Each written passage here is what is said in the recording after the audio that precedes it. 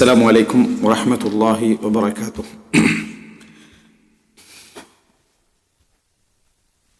إن الحمد لله نحمده ونستعينه ونستغفره ونعوذ بالله من شرور أنفسنا ومن سيئات أعمالنا من يهده الله فلا مضل له ومن يضلل فلا هادي له وأشهد أن لا إله إلا الله وحده لا شريك له وأشهد أن محمدا عبده ورسوله أما بعد.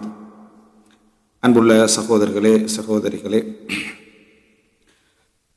சகோதர உறவுகள் சம்பந்தமான தலைப்பை நாங்கள் பார்த்து வருகிறோம்.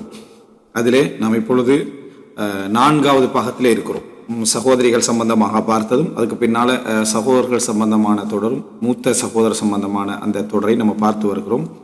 இதில் நம்ம இளைய சகோதரர்கள் சம்பந்தமான ஒரு பகுதியும் அதே போல் இடைநிலையில் இருக்கக்கூடிய அந்த சம்பந்தமான சகோதரிய பகுதிகளையும் அப்படியே ஒப்பீட்டு அளவிலேயே நம்ம என்ன செய்கிறோம், இன்ஷா அல்லாஹ் அதை பேசிக்கொண்டு போவோம். என்றால் மூத்தவர் என்று பேசுகிற சந்தர்ப்பத்தை இளையவர் சம்பந்தமாகவும் இடைநிலையில் இருக்கக்கூடிய ஒரு சம்பந்தமானவும் ஒரு கம்பரிஷன் உண்டு, ஒரு ஒப்பீடு உண்டு, போய்கொண்டே என்ன செய்யும் பிரிக்கும். முடிஞ்ச அளவுக்கு அந்த பகுதிகளை கடைசியில் சுருக்கப்படுத்தி சொல்வதற்காக முயற்சி எடுக்கிறேன். இதில் முதலாவது இப்போ நாங்கள் மூத்த சகோதரருடைய விஷயத்தை தான் இன்னும் நம்ம பார்த்து கொண்டு இருக்கிறோம். நிறைய முன்மாதிரிகளை பற்றியெல்லாம் நம்ம என்ன செய்தோம் பார்த்தோம். இதில் சில அடிப்படைகளை நம்ம சொல்லிக் கொள்ளணும் அப்படின்னு நினைக்கிறேன். நம்ம குடும்பவியல் ஆரம்பத்தில் பேசுகிற சந்தர்ப்பத்தில் கூட சில அடிப்படைகளை சொன்னோம். உதாரணமாக இஸ்லாம் கூறும் குடும்பவியல் எல்லாம் நம்ம படிக்கிறோம். படிச்சுட்டு ஒருவர் அப்போ நம்ம ஆல்ரெடி லேட் ஆகிட்டோம் அப்படின்னு நின்றுறதான்னு கேட்டால் அப்படியெல்லாம் ஒன்றும் இல்லை.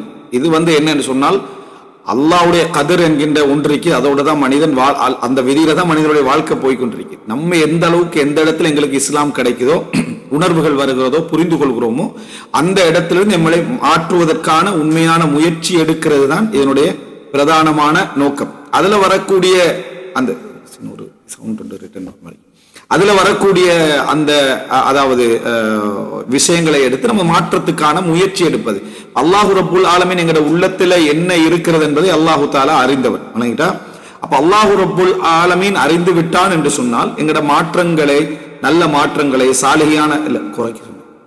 சாலிகான மாற்றங்களை ஏற்படுத்த அல்லாஹு தாலா அதுல போதுமானவன். எனவே எல்லா விஷயங்களையும் ஒரு மனிதன் 100% செய்யவும் முடியாது. இதில் சொல்லப்பட்டவைகள் 100%ஆகவும் இல்லை என்ற அளவுக்கான முயற்சியை நம்ம எடுக்க வேண்டும் என்பதுதான் இதனுடைய நோக்கம். அல்லாஹு ரப்புல் ஆலமீன் இஸ்லாஹ் பண்ணுவதற்கு அஸ்லஹ்னா லஹு ஜௌஜா, அவருக்கு நாம் அவரது மனைவியை சீர்படுத்தி கொடுத்தோம் அப்படின்னு அல்லாஹு தாலா சொல்றார். அவைகள் எல்லாம் என்ன அல்லாஹு தாலா தந்த தௌஃபீக்கின் காரணமாக ஒருவருக்கு வழங்குவதற்கான வாய்ப்பு இருக்கிறது. இதுல அதாவது ஒரு 6 விஷயங்களை இந்த இடத்துலயும் நான் ஒரு முன்னுரையாக இந்த குடும்பவியல் சம்பந்தமான சகோதர உறவுகளை பத்தி பேசுற சந்தர்ப்பத்தில் நம்ம தெரிஞ்சு கொள்ள வேண்டியது ஒன்று, நம்ம பேசுவது அதாவது உணர்வு ரீதியான வழிகாட்டல் என்று பேசுவது, அந்த ராபிதா, அந்த இணைப்பை பற்றி பேசக்கூடிய எல்லா விஷயங்களும், நம்ம அதாவது வழிகாட்டல் என்று கொடுக்கக்கூடிய எல்லா விஷயங்களும் அதிகமான பெரும்பாலான என்ற கோணத்துல மட்டும் என்ன செய்யணும், புரிஞ்சுக்கொள்ளணும். விதிவிலக்கான ஒரு கோணம் ஒன்று இருக்கத்தான் செய்யும், விதிவிலக்கான சூழ்நிலை ஒன்று இருக்கத்தான் செய்யும். அதை கொண்டு என்ன செஞ்சிடக்கூடாது, குறிப்பில் எழுதிடக்கூடாது. இல்ல நீங்க சொல்வது போல் நான் இல்லை அப்படின்னு உனக்காக இந்த பயன் பண்ணவில்லை, சரியா? இது நம்ம என்ன நினைச்சுக்கணும் சொன்னா இது பொதுவானது. இது பொதுவான விதி என்றால் அந்த ஒரு அடிப்படை அறிவு பலருக்கு இல்லாம இருக்கிறத பார்க்கிறோம். அதாவது அதுக்கு என்ன சொல்றேன்னு சொன்னால் அனானியான்னு சொல்றது, தன்னை வைத்து மட்டும்தான் எல்லா விஷயங்களையும் பார்க்கக்கூடிய, மற்றவங்க எல்லாம் ஆடியன்ஸ் தான், அவர் மட்டும் தான் பேச்சாளர். இந்த அடிப்படையிலான கோணத்தின் காரணமாகத்தான் ஒரு சப்ஜெக்ட் வந்த உடனேயே கமெண்ட் பண்றது. இல்லைன்னா அவர் என்ன நினைப்பாருன்னா இதுல நான் இல்லை, இந்த சப்ஜெக்ட்ல நான் இல்லை, ஒன்றில் நான் விதிவிலக்கானவன், அல்லது அவர் அதை உள்ளடக்கி பேசல, இவ்வளவுதான் அங்க இயற்கையா இயல்பா கொண்டு போக முடிஞ்ச விஷயம். எனவே அதிகம் என்கின்ற அடிப்படையில தான் இது பேசப்படுது. இரண்டாவது, இது யாருக்கு பெரும்பாலும் பொருந்தும் என்றால் ஃபித்ரத்தோடு உள்ளவர்களுக்கும் இஸ்லாமிய தர்பியாவை இயன்ற அளவுக்கு கடைபிடித்து வரக்கூடியவர்களுக்குமான அடிப்படையில தான் இது என்ன செய்யுது பேசப்படுது. அதாவது 100% இல்ல, 75% இல்ல, முடிந்த அளவுல அவங்களால இயன்ற அளவுல சாதாரணமாக கூட மார்க்கப்பட்ட இயன்ற அளவுக்கு நம்ம கடைபிடிக்கணும் என்ற எண்ணப்பாடு உள்ளவர்களுக்கு தான் இந்த சப்ஜெக்ட் பொருந்தி போகுமே தவிர தர்பியா ஒன்றே கொடுக்கப்படல, 5 நேரம் தொழுகைக்கு பழக்கப்படல, அங்க ஏகத்துவம் சொல்லப்படல, இஸ்லாமிய ஒழுக்கங்கள் சொல்லப்படல. அந்த நேரத்துல மூத்தவருக்கு இளையவருக்கு நீங்க சொன்ன மாதிரி இல்லைன்னா நீ இஸ்லாத்திலே இல்ல. முதலாவது அந்த மாதிரி இருக்கிற டைம்ல அந்த பொருத்தத்தை கொண்டு என்ன செய்யலாது, இந்த இடத்துல போட முடியாது. அப்ப இது 2வது அடிப்படை என்ன, சரியான இஸ்லாமிய தர்பியால இயன்ற அளவுக்கு, அல்லாது உங்களால முடிஞ்ச அளவுக்கு ஒரு சாதாரணமான ஒரு முஸ்லிமாவது நீங்க என்ன செஞ்சிருக்கணும், இருந்திருக்கணும். சோ இது நம்ம அப்ளை பண்ற டைம்ல அந்த விஷயம் ஒன்று ஃபித்ரா உன்னை பாதுகாத்திருக்கணும், அல்லது ஃபித்ராவை வலியுறுத்திய இஸ்லாத்துடைய சட்டங்கள் ஒன்று என்ன செஞ்சுக்கணும், பாதுகாத்திருக்கணும். அந்த டைம்ல தான் இது பொருந்தி போகும். இது ரெண்டு. மூன்றாவது என்ன அப்படின்னு சொன்னால், அதாவது சில நேரங்களில் நம்ம சொன்னது அவர் மார்க் அடிப்படையில இருக்கலாம். அவர் அதிகமான அந்த விதிமுறைன்னு நம்ம சொல்றோம், அதிகமானவர் பெரும்பாலான வச்சு தான் பேசுறேன், அதிலே அவர் இருந்திருக்கலாம். ஆனா சிலது பொருத்தம் இல்லாம இருக்கும். நம்ம பேசிட்டு போற நேரத்தில் இல்ல நம்ம மார்க் அடிப்படையில் தான் இருக்கிறோம், பெரும்பாலும் இப்படித்தான் இருக்குது, ஆனா எனக்கு இது பொருந்தலை என்றா அது சில பண்புகள் காரணமாக, சில விதிமுறைகள் காரணமாக சிலது உங்களுக்கு என்ன செய்யும், நடக்காம இருந்திருக்கும். நீங்க அங்க எதுல பார்க்கணும், இவர் சொல்றதுல பெரும்பாலானது என்னுடைய பெரும்பாலான விஷயத்துல ஒத்து போகுது. ஆனா சில விஷயங்களில் விதிவிலக்காக போகுதுன்னா, எங்களோட வீட்டுல எங்களோட குடும்பத்துல ஏதோ ஒரு பொறிமுறையில என்ன செய்யுது, ஒரு பிழை நடந்திருக்கு, ஒரு தர்த்தீப்ல ஒரு பிழை நடந்திருக்குது, அதனால் இது இந்த இடத்துல என்ன செய்யல, பொருந்தி போகல. அப்ப இது சம்பந்தமாக தனியான எதுவும் செய்திகள் சொல்லலாம், அல்லது அது விடுபடலாம். இது விளங்க வேண்டிய ஒரு முக்கியமான விஷயம். அதாவது நான் இந்த இடத்துல சொன்னது விதிவிலக்க சொல்லல, பெரும்பான்மையான விஷயங்கள்லயே ஒரு சிலருக்கு ஒரு விஷயங்கள் தவறலாம். அதுக்கு காரணம் அங்க ஒரு நிபந்தனை மீறப்பட்டிருக்கலாம் என்றதுதான். அடுத்தது என்ன அப்படின்னு சொன்னால், இதுல எல்லாத்தையும் தாண்டி அல் கதிர் சாபிக், அல்லாஹ்வுடைய விதி என்பது அதுக்கு முந்தி உள்ளது. சோ அல்லாஹ்வுடைய விதி என்பது முந்தி உள்ளதுண்டா, அதுல நம்ம உதாரணமா நீங்க சரியா பார்த்து திருமணம் முடிக்கலையா, கொஞ்சம் யோசிச்சு முடிச்சிருக்கணுமே அப்படின்னுவாங்க. ஒழுங்கா பேசலையா, ஃபர்ஸ்ட்டுக்கு நீங்க கேட்டு பார்க்கலையாண்டு, இது கேள்வியா, இதெல்லாம் இது ஒரு கேள்வியே இல்லை. அப்ப நூஹ் அலைஹிஸ்ஸலாம் கேட்டு பார்த்தானே முடிச்சிருப்பாரு, லூத் அலைஹிஸ்ஸலாம் கேட்டு பார்த்தானே முடிச்சிருப்பாரு, இஸ்மாயில் சந்திர முதலாம் மனைவி கேட்டு பார்த்தானே முடிச்சிருப்பாரு. அப்ப இதுக்கெல்லாம் என்ன சொல்றது? அப்போ இது தேவையில்லாத கேள்வி. அப்போ ஒரு மனிதன் ஒரு சப்ஜெக்ட் ஒண்ணு நடந்துட்டு சொன்னா அது அவர்களுக்கு இடையில பொருத்தப்பாடும், நாங்க ஏற்கனவே சொல்லிக்கணும், பொருத்தப்பாடும் மின்மைக்கலாம், மார்க்கமின்மை அகரிக்கலாம், ஏதோ ஒரு காரணமா இருக்கலாம். அது பார்த்து முடிச்சிருந்தாலும் சரி, பார்க்காமல் முடித்திருந்தாலும் இப்படி ஒரு விதி ஒன்று என்ன செய்யலாம், வரலாம். அப்ப கதிர் சாபிர், பிழை இருந்தா அவரே சொல்லுவாரு, நான் ஃபர்ஸ்ட் இந்த விஷயத்த ஒரு கவனம் எடுக்கல, அல்ல அந்த விஷயத்துல கவனம் எடுக்கல, அல்லது பிறகுதான் தெரிஞ்சு, அப்ப அனுபவமா அவருக்கு என்ன செய்யும், மாறும். அடுத்தது என்ன என்று சொன்னால், இப்ப இதுல திருமணம் திருமணம் திருமணம் தான் பேசுறோம். இது சில திருமணம் அதை வச்சு உள்ள குடும்பங்கள் தானே பேசிட்டு வரோம்.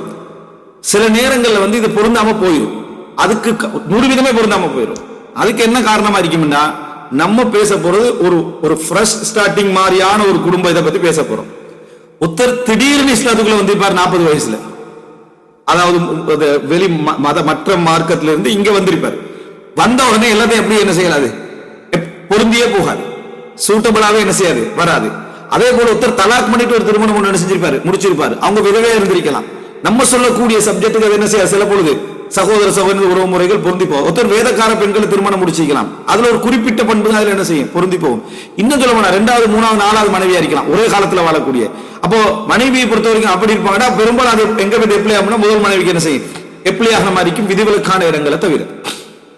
சோ நீங்க எந்த இடத்துல இருக்கிறீங்க என்ற சப்ஜெக்டை என்ன செய்யணும், இதுல பார்த்து கொள்ள வேண்டும். அடுத்தது இதுல எதை பேசிட்டாலும், சகோதர உறவுகள் என்று எதை பேசிட்டாலும், குர்ஆன் ஹதீஸ் அடிப்படையிலையும் ஃபித்ரா அடிப்படையிலையும் உலகத்துல பெரும்பாலான வளமை அடிப்படையில தான் நீங்க பார்க்கணும். அதை விட்டு போட்டு விளக்கங்களை தலைக்குள்ள ஏற்றிக்கல கூடாது. சும்மா விளங்கிட்டா, விளக்கங்களை தலையில ஏற்றிக்கல கூடாது. என்னதுக்கு அதை சொல்றேன்னா, சில நேரத்துல நல்லா கருத்து பேசக்கூடிய, நல்லா பெரிய பண்பாடுகளோட முன்னைய செய்திகள் அனுபவத்தோட பேசக்கூடியவர் என்ன சொன்னா நம்ம தலையில செஞ்சுக்கொள்வோம், வாங்கிக்கொள்வோம். அது அந்த தரத்தீப்புகள் வருது, இந்த தரத்தீப்புகள் நாங்களே எங்களோட மூளை அப்படி திறந்து கொடுத்துருப்போம் அவருக்கு. அவர் நிறைய விஷயங்களை எழுதிட்டு பதிஞ்சிட்டு போயிட்டே இருப்பாரு. அவருக்கும் தெரியாம அவர் என்ன செஞ்சிருவாரு, 4 விஷயம் சொல்லுறாரு. 3 அடிப்படைகளை பார்த்துக்கொள்ளணும். ஒன்று, ஃபித்ரத்துல அது இருக்குதா, அது விளங்கிறீங்க. இப்படி ஒரு ஃபித்ராவே இல்லையே, இவரா ஒரு ஃபித்ராவை சொல்ற மாதிரி இருக்கும் அது.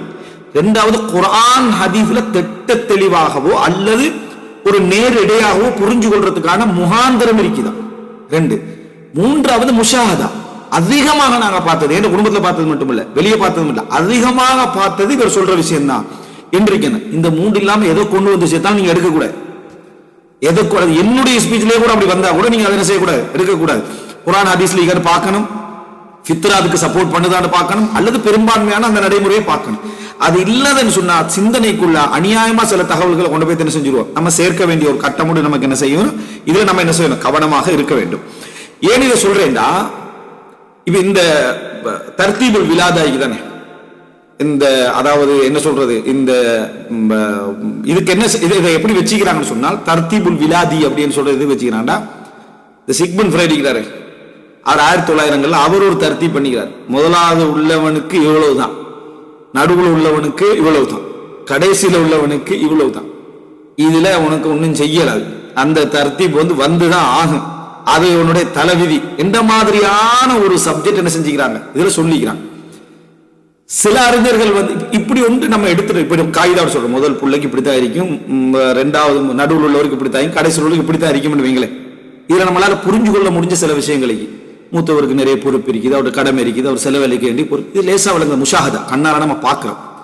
அதே போல நடுவில் உள்ளவர் சில பாதிப்புகளுக்கு உள்ளாகிறார், கவனம் அவர் மீது நிறைய எடுக்கப்படுவதில்லை என்றது ஓரளவுக்கு புரிஞ்சுக்கலாம். கடைசி புள்ள ஒரு இறக்கப்பட்ட பிள்ளையாக வளர்க்கப்படும், குடும்பத்தில் எல்லாரோட பாசம் அவருக்கு வரும் என்றது ஓரளவுல என்ன செய்யலாம், நியாயம் என்று சொல்லலாம். இதை விட்டுட்டு என்ன செய்யறதுண்டா, அவனுடைய லீடர்ஷிப் குவாலிட்டி, அவனுடைய புத்தி கூர்மையான குவாலிட்டி, அவனோட தலைவிதி எல்லாத்தையுமே தர்த்தீபில் வச்சிடும்.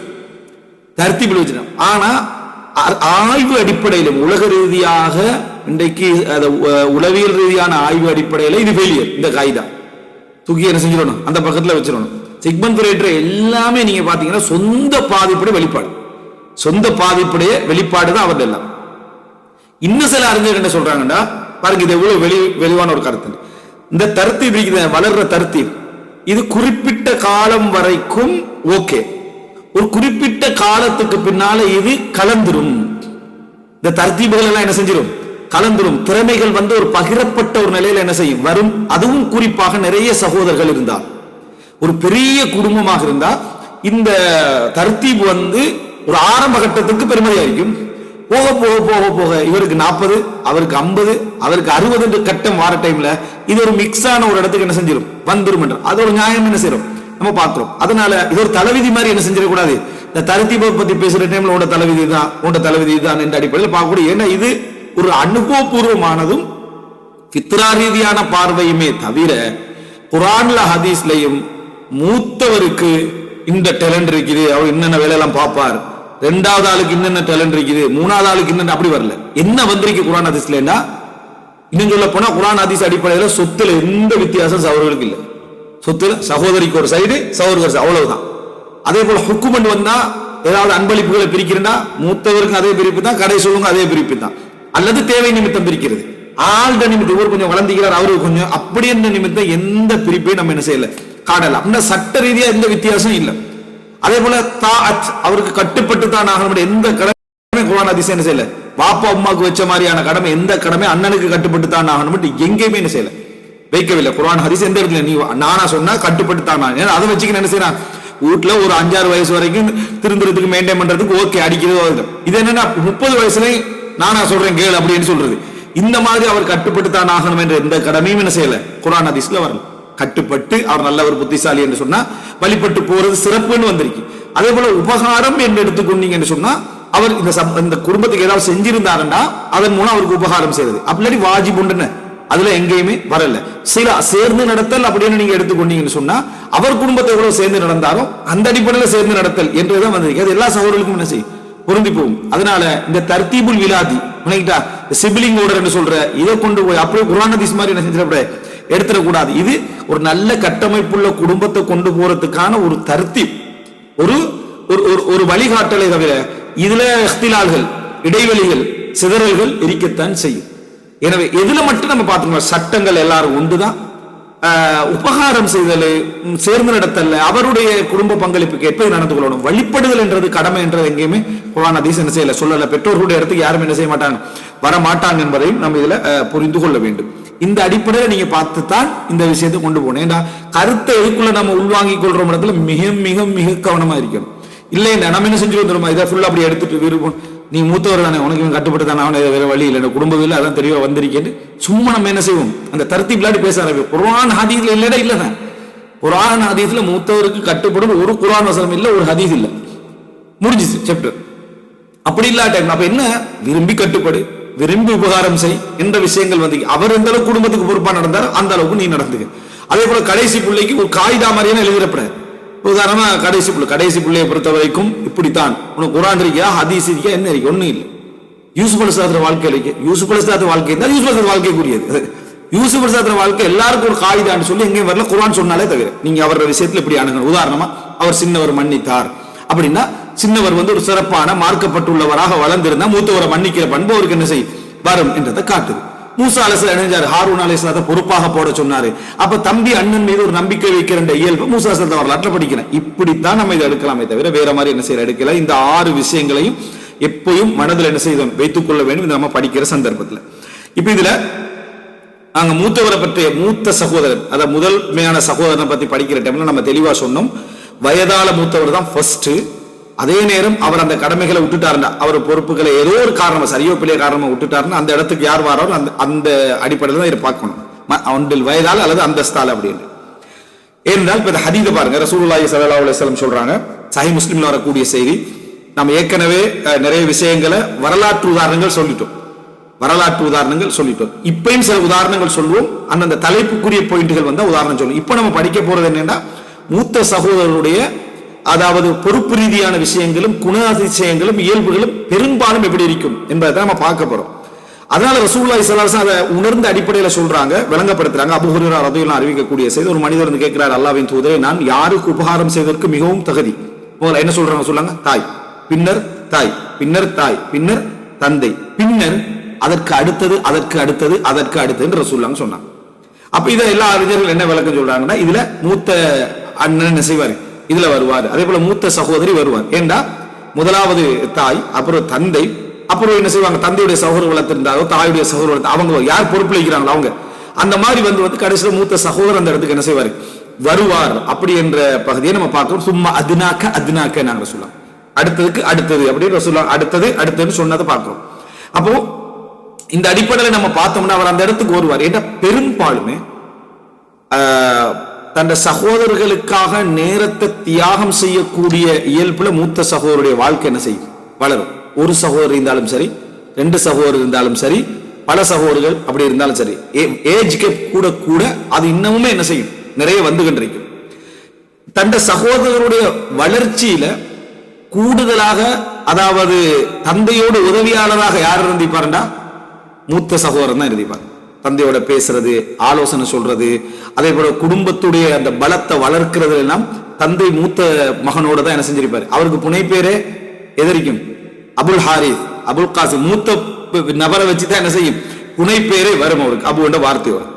அது போல அதாவது வாழ்க்கை, இந்த குடும்பத்துடைய செட்டப்பை எங்க கொண்டு போய் வைப்போம், இந்த குடும்பத்தை செட்டப்பை நம்ம எங்க வீடு வாங்குவோம், எங்க வீடு எடுப்போம், எங்க தொழில்கள் அமைப்போம் என்ற சிந்தனையெல்லாம் யாருக்கு கூடுதலா இருக்கும் தெரியுமா? செட்டப் பண்றதெல்லாம் மூத்த ஒரு சகோதரனுடைய இயல்புல என்ன செய்கிறது, என்ன செய்யணும் என்றது அவருடைய சிந்தனையில் என்ன செய்யும், ஓடிக்கொண்டே இருக்கும். அடுத்ததாக வந்து அதாவது மூத்த சகோதரன் நம்ம எடுத்து பார்த்தோம் என்று சொன்னால் தந்தையுடைய இம்திதாத், நீட்சி தான். தந்தையுடைய ஒரு நீட்சி அப்படி அவர்கள் என்ன செய்ய பார்க்கலாம். ஒரு தந்தை, அந்த தந்தையுடைய இழப்பு அடுத்த செகண்டே நிரப்புறவராக யார் இருப்பார்னா அந்த மூத்த சகோதரர் என்ன செய்வார் இருப்பார். தந்தையுடைய இழப்பை அப்படியே நிரப்புறவராக அந்த மூத்த சகோதரர் அடுத்தடுத்த வேலை, என்ன வாப்ப மூத்தா, அடுத்த என்ன தம்பிமார் என்ன வேலையை பார்க்கணும், தங்கச்சிட்டு என்ன வேலையை பார்க்கணும்னு சொல்லி அந்த மூத்த சகோதரருடைய வேலை. இன்னும் சொல்ல போனா சில இளைய சகோதரர் வெளிநாட்டிலிருந்து உழைக்கிறவராயிருப்பாரு, மூத்த சகோதரர் வீட்டுல தான் இருப்பாரு. ஆனா அவனை வெளிநாட்டுக்கு அனுப்பினதாகவும் இந்த குடும்ப விஷயங்களை பார்க்கறதுக்கான பொறுப்பு கொடுத்தா யார் இருப்பாருன்னா அந்த மூத்த சகோதரர் இருப்பார் என்றதை நம்ம என்ன செய்யறோம் பார்க்கிறோம். அதனால கடைசியாக பசியாடுறவரா யார் இருப்பாரு, அவர் தான் இருப்பார்.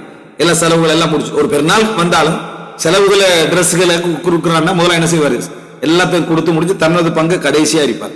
அவர் வாழ்க்கையில நிறைய அர்ப்பணம் எதுல வருமெண்டா போராட்டத்துல வரும்.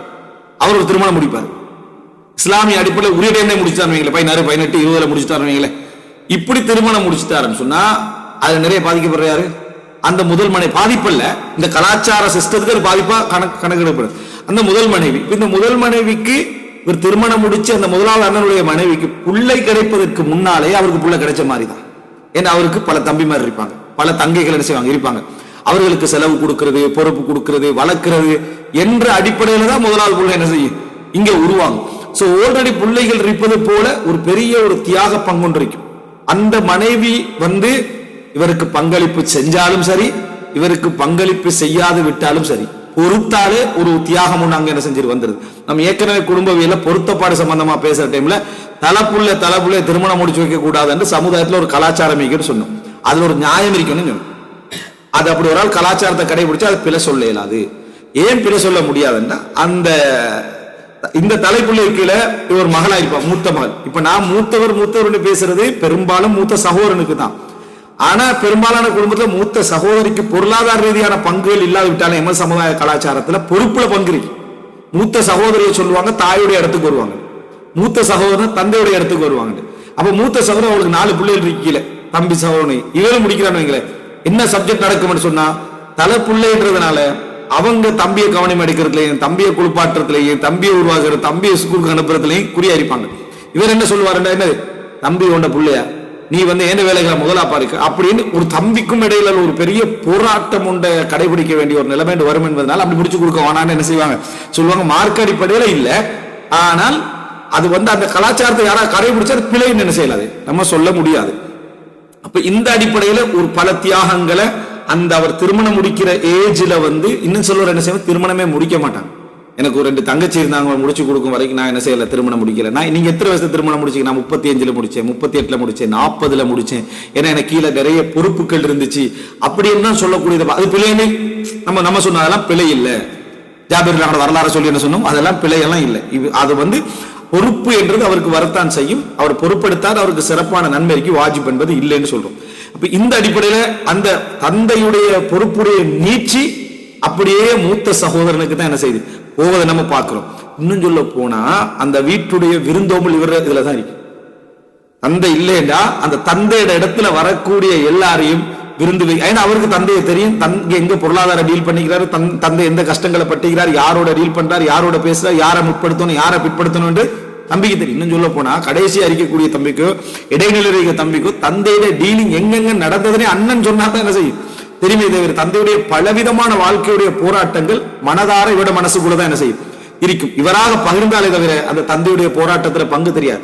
கடைசியா பிறந்தவருக்கு எப்படி இருக்கும்னு சொன்னா ஏதோ என்னது மண்ணு செல்வாவுடைய லைஃப் ஒன்று போற மாதிரியான ஒரு ஃபீலிங்ல அவர் என்ன செய்வார், இருந்து கொண்டிருப்பார்.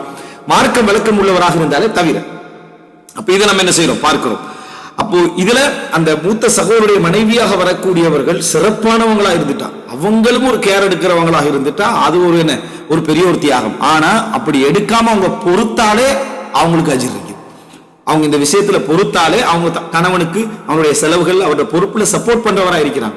ஆனா நிறைய இடத்துல நடக்க இந்த கலாச்சார தாக்கத்தின் காரணமாக பிரிச்சு கொண்டு போறதுல குறியா இருந்தாங்க. எப்படி பிரிச்சு கொண்டு போகலாம் இந்த குடும்பத்தை விட்டு, நிறைய என்னது பொறுப்படுத்தி வச்சிருந்தா ஏன் குழந்தையோட ஃபியூச்சர் உண்டாரு. ஏன்னா நம்ம பிறக்காத பிள்ளைக்கு நகை சேர்க்கிறார்கள், நம்மளோட கலாச்சாரம் பிறக்காத பிள்ளைக்கு நகை சேர்க்கிறார்கள். பொம்பளை பிள்ளை பிறந்தா என்ன செய்யறது, அப்படி நீ கல்யாணம் முடிச்சு இன்னும் கல்யாணம் முடிக்கல, கல்யாணம் முடிச்ச பிறகு பிறக்கிற பொம்பளை பிள்ளைக்காக வேண்டி ஒரு ஏற்பாட்டில் இருந்துட்டு என்று அப்படி ஒரு தவக்குள்ள உச்சகட்டத்தில் நம்ம என்ன செய்யறோம், வாழ்ந்து கொண்டிருக்கக்கூடிய ஒரு என்ன ஒரு சமுதாயத்தில் நம்ம இருந்து கொண்டிருக்கிறோம். அப்படி இருக்கிற டைம்ல இது ஒரு பெரிய கூட்டமைப்பாக இருந்தா, திருமணம் சமூகம் ஒரு கூட்டமைப்பாக ஒரு டீம் சேர்ந்து அவர் அண்ணன் அந்த குடும்பத்துக்கு செலவழிச்சுக்கிட்டு இருந்தா இந்த குடும்பம் எப்படி பார்க்கும். அதனால இயற்கையான பயம் இருக்கு பெற்றோர்களுக்கு, கல்யாணம் முடிச்சு கொடுக்கறது இல்லை, இப்பதானே நீ சம்பாதிக்க ஆரம்பிச்சுக்கிற, அதுக்குள்ள உனக்கு என்ன கல்யாணம் அப்படின்றது. அப்போ இந்த பார்வை வார்த்தைக்கு காரணம் பொறுப்பு அடுத்தவன் நீதான். அந்த வார்த்தையை ஏத்துக்கலாம். இந்த மூத்த சகோதரன் அதை ஏற்றுக்கொள்ளக்கூடிய ஒரு நிலைமை நம்ம என்ன செய்கிறோம் பார்க்கிறோம். எனவே இதெல்லாம் நம்ம தெரிஞ்சிட்டோம்டா இது ஒரு ஒரு மூத்த சகோதரனுடைய அந்த இடம் உண்மையிலே ஒரு பெருமதியான ஒரு இடம்.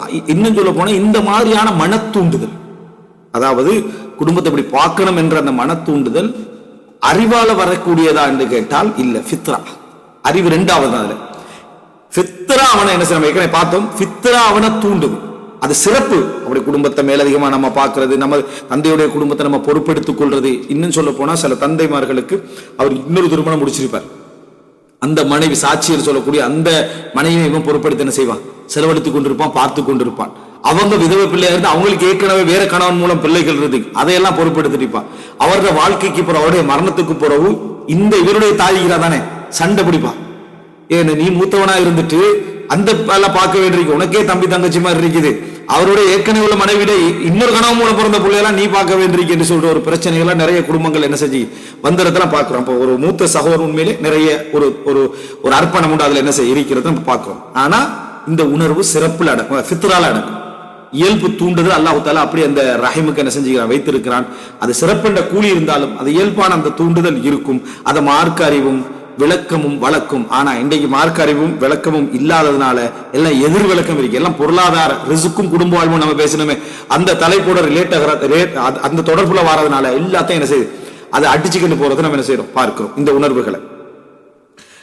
ரசூல் ஸல்லல்லாஹு அலைஹி வஸல்லம் சொல்றாங்க, இந்த பொறுப்புணர்வு இயற்கையானது என்று தெரிஞ்சு கொள்றதுக்கு ஒரு செய்தியை பாருங்க. நம்ம புகார்ல 5231 இலக்கத்துல பாக்குறோம். ரசூலுல்லாஹ் சொல்றாங்க, மறுமை நாளுடைய அடையாளங்கள்ல சிலதுகளை ரசூலுல்லாஹ் சொல்லிட்டு வராங்க. அதுல சொல்றாங்க, வயக்கில்லர் ரிஜால், ஆண்கள் குறைவார்கள், வயக்சுரன் நிசா, பெண்கள் அதிகமாகுவார்கள், ஹத்தா யகூன லி 50 இம்ரஅத்தன் அல் கையிமுல் வாஹித், 50 பெண்களுக்கு ஒரு ஆண் பொறுப்பு என்றது. அல் கையிம், இப்னுல் கையிம் அப்படின்னு சொல்ற அவர் பொறுப்பாளராக இருந்தார்.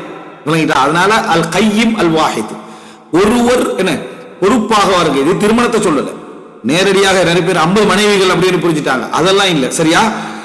அதாவது 50 பெண்களை ஒத்தர் பொறுப்பெடுக்கிற அளவுக்கு காலம் வரும் நாங்க சொல்லுவோம். 50 பெண்களை ஒத்தர் பொறுப்பு எடுக்கலண்டா என்ன நடக்கும்டா, இது விபச்சாரத்துக்கோ ஒழுக்க கேட்டுக்கோ போ. அப்ப இது வேற அறிவிப்புகள்ல வருது, யா அப்துல்லா அல்லாஹ்வுடைய அடியானே உஸ்துர்னி, எனக்கு ட்ரெஸ் தான் அது தான் செலவு தான் என்று சொல்லக்கூடிய ஒரு காலம் வரும். 50 பெண்களுக்கு யார் பொறுப்பாகிறாங்க, இந்த ஒரு நபர். அப்போ இமாம் இப்னு ஹஜர் அஸ்கலானி அதை சொல்றாரு, அது நம்முடைய முழு வேலைகளையும் பார்க்க வேண்டியிருக்கும். இன்னும் சில பொழுதுகள்ல இது ஹலாலான திருமணத்தையும் ஹராமான திருமணத்தையும், அது ஹராமான உறவையும் கூட இது குறிக்கலாம். அந்த லெவலுக்கான ஒரு தேவை வருவதையும் இது என்ன செய்யலாம், குறிக்கலாம். 50 பேருடைய தேவைகளை நிறைவேற்றுகின்ற இடத்துல ஒரு ஆண் தான் அந்த இடத்துல இருப்பாங்க, அது ஹராமான வழியிலையோ ஹலாலான வழியிலோ, அதையும் இது குறிக்கலாம். ஆனா அசல் இது அல்ல என்றார்.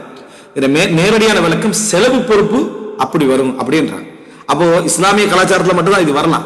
ஏன்னா அடுத்த டைம் பிரிச்சு அனுப்பிடும். அப்போ பிள்ளைகளும் இருக்காது, அடுத்த இப்போ குரங்கு ஸ்டைல்லையும் பேத்துட்டீங்கிறதால அந்த பிள்ளைகளை தத்தெடுத்து வளர்க்கிற ஒரு நிலைமையில தான் என்ன செய்யும், அது போய்கொண்டிருக்கும் என்பதை நம்ம பார்க்கிறோம். ரைட்.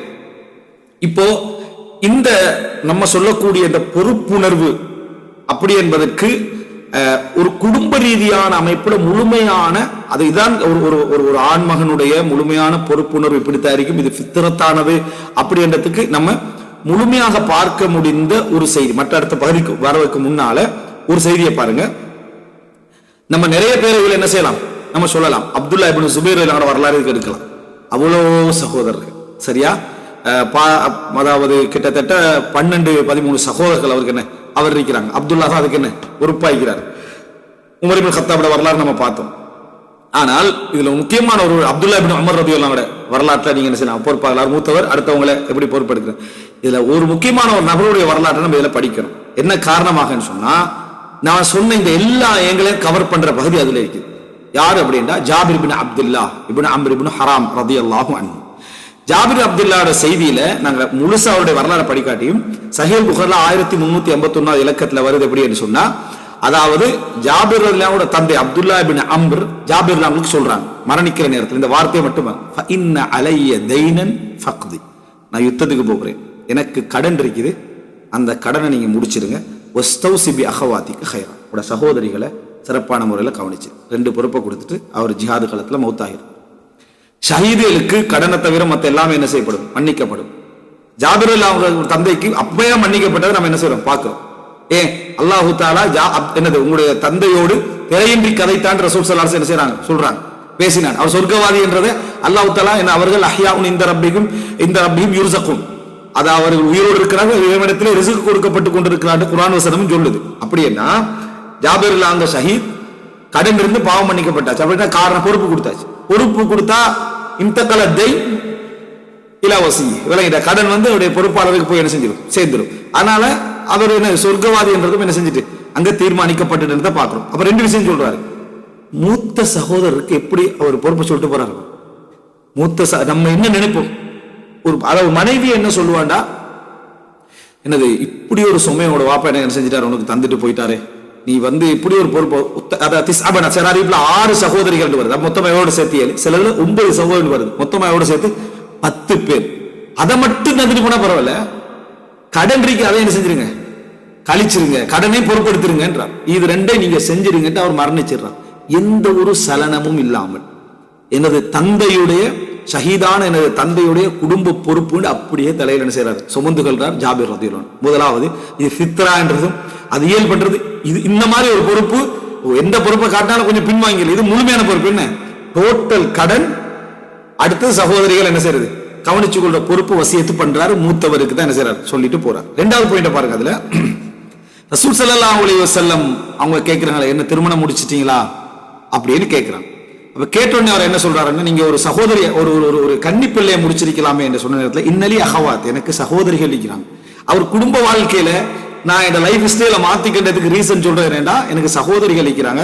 இந்த வார்த்தை பாருங்க, ஃபஅஹ்பப்து அன் அத்தஸவ்வஜ இம்ரஅத்தன் தஜ்மஉஹுன் வ தம்ஷுதுஹுன் வ தகூமு அலைஹின், அவர்களை சேர்த்து அவர்களுக்கு தலைவாரி அவர்களை நிர்வகிக்கக்கூடிய ஒரு பெண்ணை திருமணம் முடிக்க நான் நினைத்தேன். இன்னொரு அறிவிப்புல வருது, இந்த பெண்களை நான் இவர்களை போல இன்னொரு பெண்ணை எடுத்து கவனம் இல்லாம என்ன செதறடிக்கிற மாதிரியான, அடுத்த எனக்கும் அவர்களுக்கு இடையில பிரச்சனை ஏற்படுத்துற மாதிரியான லெவல்ல ஒரு பெண்ணை நான் திருமணம் முடிக்க விரும்பல அப்படின்னு ததகுலு பைனி வ பைனஹுன்னா. சரியா? அப்படியே சின்ன வயசுன்னு சொன்னா அவங்களுக்கு அதெல்லாம் இருக்காது, இந்த பொறுப்பெல்லாம் அவங்களுக்கு என்ன செய்யலாது, கொடுக்கவும் இயலாது. இதையும் நம்ம புரிஞ்சுக்கிட்டு நம்ம ஏற்கனவே சொன்னோம், நம்ம ஒரு நோக்கத்துக்காக திருமணம் முடிக்கலாம். ஆனா அதை அவங்ககிட்ட சொல்லிடணும், நான் உன்னை என்னத்துக்கு முடிச்சேன் தெரியுமா, கலை முடிச்சவரை என்ன செய்யக்கூடாது, சொல்லக்கூடாது. நீ நினைச்சதுக்கெல்லாம் நான் பழியில்லை, அக்கது நீ கால அதை என்ன செய்யணும், சொல்லிடணும், இந்த விஷயத்துக்காக முடிக்கிறேன் அல்லது பேச்சுவார்த்தையில சொல்லிடணும். அப்ப இது இரண்டாவது, அவருடைய குடும்ப வாழ்க்கை, மூத்தவராக அவருடைய குடும்ப வாழ்க்கை ஒரு விதவை பெண்ணை திருமணம் முடித்தல் என்ற இடத்துக்கு வருது. அடுத்தது என்னன்னு சொன்னா, மூன்றாவதா பாருங்க, சஹீஹுல் புகாரில 2781 மூத்த சகோதரருடைய பாயிண்ட் அப்படி அதில் நீங்க பார்க்கலாம். ரசூல் ஸல்லல்லாஹு அலைஹி வஸல்லம் ரசூலுல்லாஹ் அவ்வளவு சப்போர்ட் பண்ணா ஜாபீர்லாம் அவருக்கு. கடனை முடிக்கிறதுக்கு அல்லாஹ்வின் தூதரே, நீங்க கடனாளிகள் உங்களே பார்க்கணும்னு ஆசைப்படுறேன் என்று ரசூலுல்லாஹ்களை அழைச்சிட்டு வராங்க. அப்ப அந்த ஈத்தம்பல குவியல்கள் இருக்குது. அப்ப பைதர்னா ஒரு குவியல் ஒரு இடத்துல போடுறது, இப்படி செட்டாக ரசூல் ஸல்லல்லாஹு அலைஹி வஸல்லம் அதை என்ன அதை வைங்கன்னு சொல்றாங்க. அப்ப ரசூலுல்லாஹ் பிரிச்சு கொடுக்குறாங்க. இந்த இடத்துல ஹத்தா அத்தல்லாஹு அமானத வாலிதி, அவர் சொல்ற என் வாப்பாவுடைய அந்த அமானிதத்தை அல்லாஹு தஆலா நிறைவேற்றினான். வஅன வல்லாஹி ராதின் அய்யுஅத்தில்லாஹு அமானத வாலிதி. சரியா? நான் அந்த ரசூலுல்லாஹ் அந்த குவியலை வச்சு இதெல்லாம் கொடுக்க போற நேரத்தில் நான் முழு திருப்தியோட இருந்தேன். வலா அர்ஜு இலா அஹ்வாதி பித்தம்ர, ஒரு ஈத்தம்பளமாவது ஏண்ட சகோதரிகளுக்கு கிடைக்காட்டியும் பரவாயில்லை, இந்த கடன் முடிஞ்சிடும். இந்த இடத்தை பாருங்க, என்ற சகோதரிகளுக்கு இவ்வளவு முழு அறுவடை, ஒரு ஈத்தம்பளம் என்ற சகோதரிகளுக்கு போகாட்டி கூட பரவாயில்ல, அல்லாஹ் தஆலா என்ற தந்தையுடைய அமானிதத்தை கடனை முழுசா நிறைவேற்றிடும் இடத்துல வஅன வல்லாஹி ராதின் என்றார். உல ரீதியாக நான் அவ்வளவு இதோட இருந்தேன். இது பெரிய ஒரு பரக்கத்தான வார்த்தை தெரியுமா? குடும்பத்தை பொறுப்பெடுத்துட்டு சகோதரிகளை பொறுப்பெடுத்துட்டு முழு இதுலயும் எனக்கு முழு சொத்துமே வாப்பட கடனை பட்டாலும் பரவாயில்ல, என்ற சகோதரிகள் இருக்கு, நான் என்ன செய்ய போறேன், நிலம் பூமி விட்டுட்டு போனதான் பார்க்கணும், கடனை கொஞ்சம் லேட் ஆகட்டுமே, இந்த விஷயத்த கொஞ்சம் பாருங்களேன், என் சகோதரிகள் எல்லாம் இவ்வளவு பொறுப்பு, இதெல்லாம் அவர் யோசிக்கல. அவர் சொல்றாரா அது வார்த்தை பாரு, வஅன வல்லாஹி ராதின் அய்யுஅத்தி அல்லாஹு அமானத வாலிதின், தந்தையுடைய அமானிதத்தை அல்லாஹ் நிறைவேற்றணும் என்றதுல முழு திருப்தியோடு இருந்து வலா அர்ஜா இலா அஹ்வாதி பிதம்ரதி. ஆனா அது நிறைவேற்ற டைம்ல ஒரு ஈத்தம்பளம் கூட என் சகோதரர்களுக்கு இல்லாம போனா கூட பரவாயில்ல என்பதை நான் முழுமையான திருப்தியா இருந்தேன். ஆனா ஃபஸலிம வல்லாஹி அல் பயாதிரு குல்லுஹா, எல்லா ஈத்தம்பளங்களையும் அல்லாஹ் எனக்கு தந்தான். அப்படியே ஹத்தா அன்னி அன்துரு இலல் பைதர் இல்லதி அலைஹி ரசூலுல்லாஹி ஸல்லல்லாஹு அலைஹி வஸல்லம், ரசூலுல்லாஹ் அங்க எந்த குவியல் எடுத்து பிரிச்சு கொண்டிருந்தாங்களோ கஅன்னஹு லம் யன்குஸ் தம்ரத்தன் வாஹிதா, ஒரு ஈத்தம்பளம் கூட அதில் குறையாததை போன்று எனக்கு இருந்துச்சு. ரசூலுல்லாஹ் எடுத்து கொடுக்குறாங்க. அவ்வளவு கடன்களும் மூட்டை மூட்டையாக என்ன செய்து கொடுக்கப்பட்டதுல நிறைவேறிட்டு எனக்கு ரசூலுல்லாஹ் எந்த குவியலிருந்து எடுத்தாங்களோ அதிலிருந்து ஒரு ஈத்தம்பளம் கூட எனக்கு குறைந்தது போல விளங்கல் என்று எல்லாமே முடிஞ்சது. அது அதனாலதான் அவர் சொல்றாரு, இந்த அற்புதம் நடக்கும் நான் எதிர்பார்க்கல, என் உள்ளத்திலிருந்த முழு திருப்தி எல்லாம் என்னன்னா ஒரு ஈத்தம்பளம் கூட இல்லாம என் சகோதரிகள்கிட்ட போனாலும் பரவாயில்லன்னு தான் இருந்தேன். ஆனா எனக்கு ஒரு ஈத்தம்பளம் கூட மிஸ் பண்ணாம எனக்கு என்ன செஞ்சது கிடைச்சது என்றார் ஜாபிர். அப்புறம் அவர் தவக்குல பாருங்க, பொறுப்பெடுத்தாலும் வாப்பட கடன் முடியணும் என்றுதான் இருந்தாரே தவிர இப்படி நினைக்கல, பொறுப்பு அவர் தானே, அதனால இதை முதல்ல இங்க பார்ப்போம், ரெண்டாவது கடனை பார்ப்போம் அவர் நினைக்கல. அதுல என்ன செய்யற சொல்றார். இதுல மிகவும் ஒரு முக்கியமான விஷயம், அந்த பெண் யார்? ஜாபிர் ரலியல்லாஹு அன்ஹு அவங்க ஒரு திருமணம் முடிக்க, நீங்க ஒரு விதவையான ஒரு பெண்ணை திருமணம் முடிக்கலாமே ரசூலுல்லாஹ் சொல்றாங்களே, எப்படி ஜாபிர்லாம் செலக்ட் பண்ணாங்க, சரியான ஆளா பார்த்து செலக்ட் பண்ணாங்களான்னு சொன்னா இமாம் இப்னு ஹஜர் அஸ்கலானி ஃபத்ஹுல் பாரியில சொல்றாரு, சிந்தனை திறன் மிக்க, நிதானம் மிக்க, பல்ல பண்பான ஒரு பெண்ணை ஜாபிர்லாம் என்ன செஞ்சாங்க, தெரிவு செஞ்சாங்க இந்த குடும்ப வாழ்க்கைக்கு. அவரோட சொந்த சகோதரிகளை பார்க்கிற ஒரு மனைவியும் அவங்க அர்மலாவாக இருந்தாங்க, அர்மலா விதவை பெண்ணாக என்ன செஞ்சாங்க இருந்தாங்க. அப்படி என்று சொல்லிட்டு ஒரு செய்தி, ரெண்டு செய்தியை பாருங்க. இந்த செய்தி அதாவது ரசூலுல்லாஹி ஸல்லல்லாஹு அலைஹி வஸல்லம் உண்டு ஜாபிர் ரலியல்லாஹு அந்த கந்தக் நேரத்தில் எல்லாம் தோன்ற டைம்ல ரசூல் ஸல்லல்லாஹு அலைஹி வஸல்லம் பார்க்குறாங்க. எல்லா சஹாபாக்களும் பசியில 3 நாள் பசியில இருந்தாங்களே, எல்லாம் கல்லை கட்டிக்கணும். அப்புறம் ரசூலுல்லாஹ் பசியிலிக்கிறத கண்டுட்டு நேர என்ன செய்யறாங்க, மனைவிட்ட போறாங்க. ஜாபிர் ரலியல்லாஹு அன்ஹு அவங்க இந்த மனைவி தான். இந்த மனைவி நீங்க நான் விதவையை திருமணம் முடிச்சேன்னு சொல்றாங்களே, அப்ப பாரக்கல்லாஹு லக் என்று சொல்லுவாங்க, அந்த மனைவிட்ட போறாங்க. போயிட்டு சொல்றாங்க, ரசூலுல்லாஹோட பசியை கண்டு நான் ரசூலுல்லாஹோட 1-2 பேரை நான் அழைக்கிறதுக்கு நினைக்கிறேன். ஒரு ஆட்டுக்குட்டிக்கு நம்ம அதை அறுத்துருவோம், சின்ன குட்டி ஒட்டிக்கு அதை அறுத்துருவோம், கொஞ்சம் கோதுமை இருக்கு அதை நம்ம போட்டுருவோமான்னு கேட்குறேன். அப்போ அந்த மனைவி சொல்றாங்க, ஓகே செஞ்சிடறேன் நான். நீங்க ரசூலுல்லாஹ்கிட்ட போய் என்ன சாப்பாடு இவ்வளவுதான் இருக்குதுன்னு சொல்லுங்க, இவ்வளவுதான் இருக்குன்னு சொல்லுங்க, நீங்களும் 1-2 பேரும் வாங்கன்னு சொல்லுங்க என்று அவங்க. சரியா? அப்படி சொன்ன நேரத்தில் ஜாபிர் ரலியல்லாஹு போறாங்க, ரசூலுல்லாஹ்கிட்ட சொல்றாங்க, எங்கள்கிட்ட வந்து துஐம் கொஞ்சம் சாப்பாடு இருக்குது, உங்களுக்கும் 1-2 பேருக்கு போதுமான சாப்பாடு, நீங்க வாங்கன்றாங்க. ரசூலுல்லாஹ் எழுப்பினாங்க, மக்கள்கிட்ட எல்லாம் வாங்கன்னு ரசூலுல்லாஹ். மக்கள்கிட்ட எல்லாம் வாங்கன்னு இவர் வேகமா முந்தி என்ன செஞ்சிட்டாரு, மனைவிட்ட வராங்க. மனைவிட்ட வந்த உடனேயே மனைவி வந்து கோவப்படுற, அந்த ஒரு அறிவிப்புல வருதுன்னா கோவப்படுற, நீங்க ரசூல் ஸல்லல்லாஹு அலைஹி வஸல்லம் உங்கள்கிட்ட நான் சொன்னதை சொன்னீங்களான்னு கேட்கிறாங்க. நான் சொன்னதை சொன்னீங்களா சொல்றாங்க. நான் நீங்க சொன்னதை என்ன செஞ்சேன், ரசூல் ஸல்லல்லாஹு அலைஹி வஸல்லம் அவர்கள்ட்ட சொன்னேன் அப்படின்றாங்க. அப்படியா?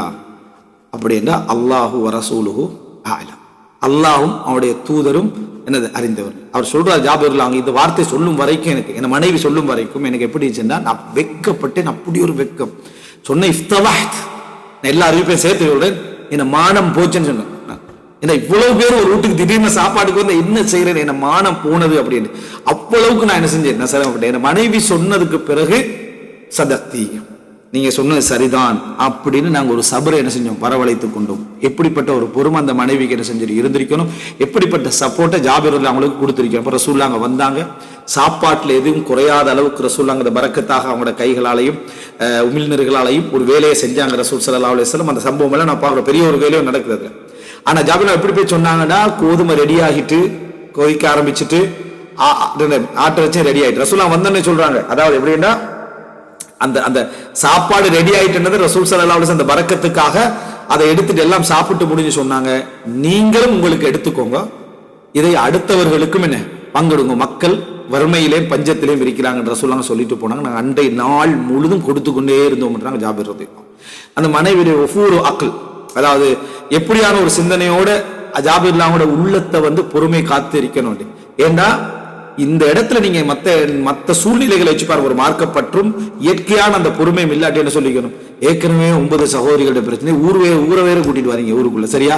அதனை வர சரி எப்படி நம்ம எரிக்க போறது, உங்களுக்கு ஒரு பொறுப்புணர்ச்சின்றதே ஒன்று இல்லை. என்ன நீங்க இருக்கிறீங்க, ஆக்களை கூப்பிட்டு அப்படியே தலையில கட்டிட்டு நீங்க ஓடிடுறது, சரியா?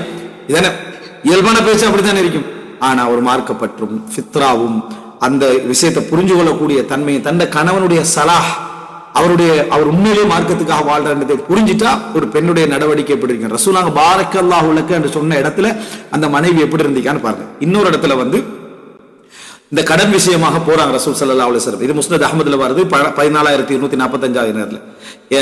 இவர்களுடைய பேர் வந்து சுஹைமா பின்து மஸ்ஊத், சுஹைமா பின்து மஸ்ஊத் அல் அன்சாரியா, அன்சாரி பெண்மணி, சரியா? இப்போ இவங்க என்ன செய்யறாங்கன்னு சொன்னா, ஒரு அதாவது கடன் விஷயமா ரசூல் ஸல்லல்லாஹு அலைஹி வஸல்லம் கிட்ட போறாங்க, பாப்பட கடன் விஷயத்தை பேசுறதுக்கு போறாங்க. அப்போ நான் வீட்டுக்கு வரேன்றாங்க ரசூலுல்லாஹ், நான் வந்து வீட்டுக்கு வரேன் அப்படின்றாங்க. அப்போ ரசூல் ஸல்லல்லாஹு அலைஹி வஸல்லம் என்ன செய்யறாங்க, அதாவது வீட்டுக்கு வரேன்னு சொன்னா வீட்டுக்கு வந்து சொல்றேன், ரசூல் ஸல்லல்லாஹு அலைஹி வஸல்லம் வந்தா எந்த பேச்சு நீங்க பேசக்கூடாது, லா துக்கல்லிமி ரசூலுல்லாஹி ஸல்லல்லாஹு அலைஹி வஸல்லம், எந்த பேச்சையும் பேசவும் கூடாது, வலா தஸ்அலி, எதுவும் கேட்கவும் கூடாது ரசூலுல்லாஹ் கிட்ட. நீங்க இது நிபந்தனைன்ட்டாங்க. யாரு? ஜாபிர் ரலியல்லாஹு அன்ஹு மனைவிட்ட சொல்லிட்டாங்க. அப்போ ரசூலுல்லாஹ் வாராங்க, நாங்க அவருக்கு ஒரு என்ன ஒரு ஆட்டு வீட்டுல இருந்த மேய விடுறதில்ல, வீட்டிலே வளர்த்த ஒரு பிராணியை நம்ம அறுத்து அவருக்கு சாப்பாடு வச்சோம். அப்ப ரசூலுல்லாஹ் சொன்னா, கஅன்னக்கும் அரஃப்தும் ஹுப்பன லஹம், நாங்க இறைச்சியை விரும்புறதை நீங்க தெரிஞ்சிட்டீங்க போல. என்ன ரசூலுல்லாஹ், நம்ம இறைச்சியை விரும்புறத ஹுப்பனா அல்லஹம், நாங்க வந்து இறைச்சியை விரும்புறது உங்களுக்கு தெரிஞ்சிட்டு போல அப்படின்னு ரசூலுல்லாஹ் சொல்லி கொண்டு ரசூல் ஸல்லல்லாஹு அலைஹி வஸல்லம் அங்க சாப்பிட்டாங்க. முடிச்சுட்டு வெளியே போற டைம்ல ரசூலுல்லாஹ் ஜாபிர் ரலியல்லாஹு மனைவி சுஹைமா என்ன சொன்னாங்கடா, சல்லி அலைய வ அலா ஜௌஜின்றாங்க. சல்லி அலைய வ அலா ஜௌஜி, எனக்கும் நீங்கள் பிரார்த்தனை செய்யுங்கள், என் கணவனுக்காகவும் நீங்கள் துஆ செய்யுங்கள் அப்படின்னு என்ன செஞ்சிட்டாங்க, சொல்லிட்டாங்க. சொன்ன உடனே ரசூல் ஸல்லல்லாஹு அலைஹி வஸல்லம் அல்லாஹும்ம சல்லி அலைஹிம், யா அல்லாஹ் இவர்களுக்கு அருள் புரிவாயாக, நிஅமத்தை கொடுப்பாயாக என்று ரசூலுல்லாஹ் துஆ கேட்டாங்க. ரசூலுல்லாஹ் போன ஒரு ஜாபிர் ரலியல்லாஹு கேட்குறாங்க, அலைஸ கத் நஹைத், நான் பேச வேணான்னு சொன்னேன் தானே, எதுவும் கேட்க வேண்டாம்னு சொன்னேன் தானே, அவங்க சொன்னாங்க, தரா ரசூலுல்லாஹி ஸல்லல்லாஹு அலைஹி வஸல்லம் கான யதுகுலு அலைனா வலா யதுஉலனா, ரசூல் ஸல்லல்லாஹு அலைஹி வஸல்லம் வீட்டுக்கிட்ட வந்து பிரார்த்தனை செய்யாம போறது சரின்னு நினைக்கிறீங்களா என்று கேட்டாங்க. ரசூலுல்லாஹ் வீட்டுக்குள்ளேயும் வந்துட்டு பிரார்த்தனையும் செய்யாம போறது நீங்க சரின்னு நினைக்கிறீங்களா அப்படின்னு கேட்டார்கள் என்ற செய்தி நம்ம என்ன செய்யறோம் பார்க்கிறோம். மார்க்க விஷயத்துல ஜாபிர் ரலியல்லாஹு அன்ஹு அவர்கள் உணராத, அந்த நேரத்தில் உணராத ஒரு பகுதியை அவங்க என்ன செஞ்சாங்க, செஞ்சு கொடுத்தாங்க அப்படின்றத பார்க்கிறோம். அதே நேரம் ஜாபிர் ரலியல்லாஹு அன்ஹு அவங்க அதிகாரத்திலையும் ஒரு அளவுக்கு அவங்களுக்கு ஒரு விட்டு கொடுப்போடு என்ன செஞ்சுக்கிறாங்க, நடந்திக்கிறாங்கன்ற அந்த நடைமுறையை நம்ம என்ன செய்கிறோம் பார்க்கிறோம்.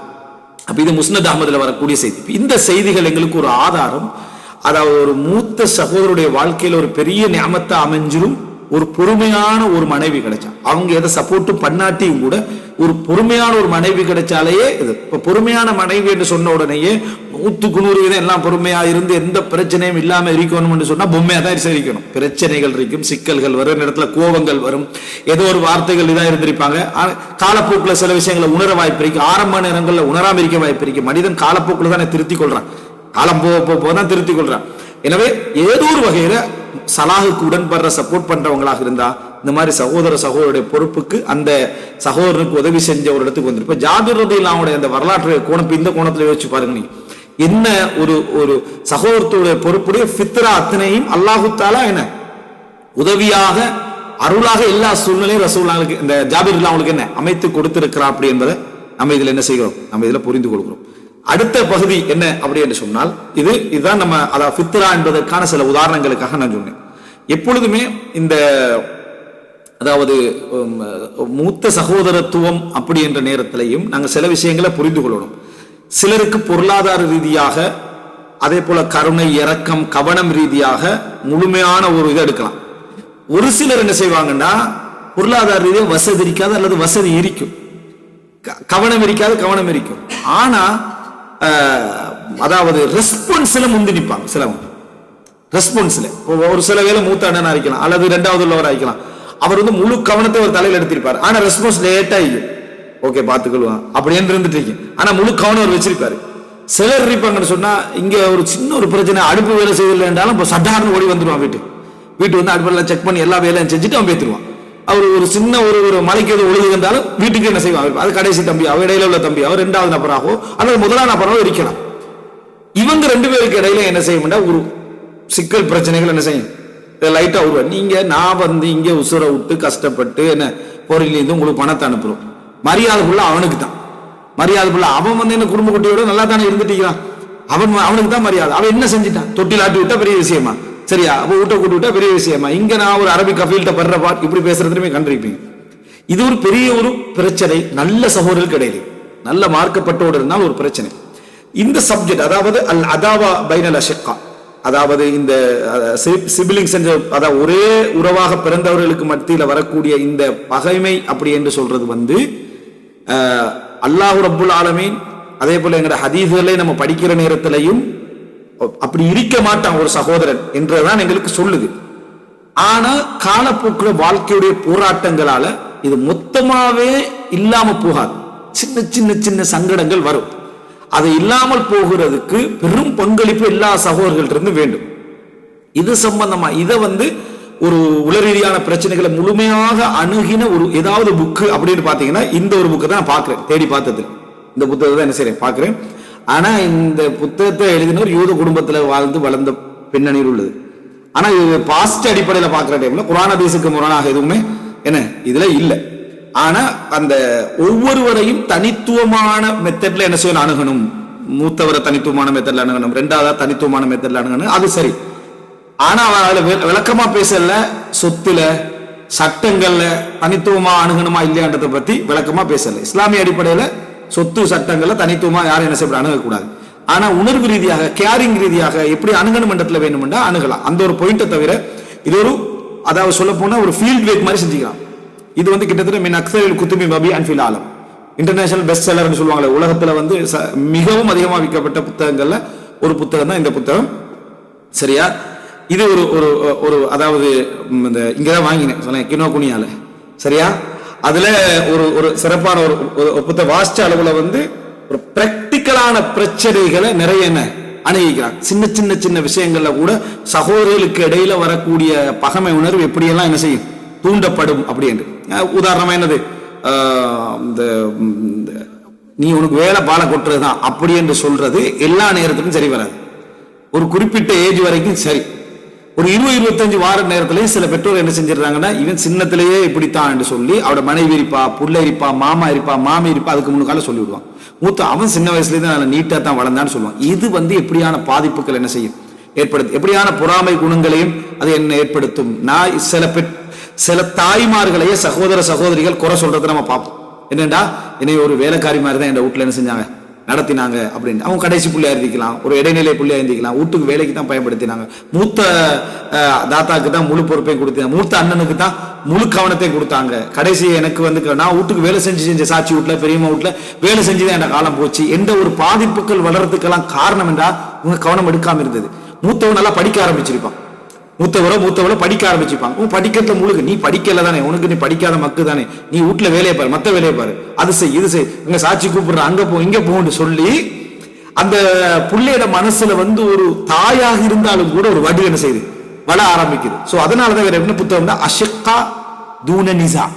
இந்த புத்தகத்துல பேர் என்னன்னா பிளவுகள் அற்ற உடன்பிறப்புகள், பிளவுகள் அற்ற உடன்பிறப்புகள் அப்படின்னு அடிப்படையில் போட்டீங்கன்னா. காரணம் சொல்றேன்னா தலைப்பு கூட, அதாவது உடன்பிறப்பான சகோதரர்களுக்கு இடையில பகமை இருக்கிற மாதிரியான வார்த்தைகள் வரக்கூடாது, குரோதம் உள்ள சகோதரர்கள் அந்த மாதிரி எல்லாம் வராம எப்படி இது மாதிரி இது பண்ணிக்கிறதுன்னு எடுத்தாங்க. இதுல நமக்கு வழிகாட்டல்கள் அப்படி என்றது நம்ம எடுக்க வேண்டிய விஷயம், எங்களுக்கு தேவை குர்ஆன் ஹதீஸ் ஆவறது. ஆனா இதுல ஒரு விஷயம் என்ன, பிராக்டிக்கலான சில இஷ்யூ கிரியேட், அவைகளை நடைமுறை ரீதியான ஒரு புள்ளி விவரங்களை என்ன செய்யலாம்.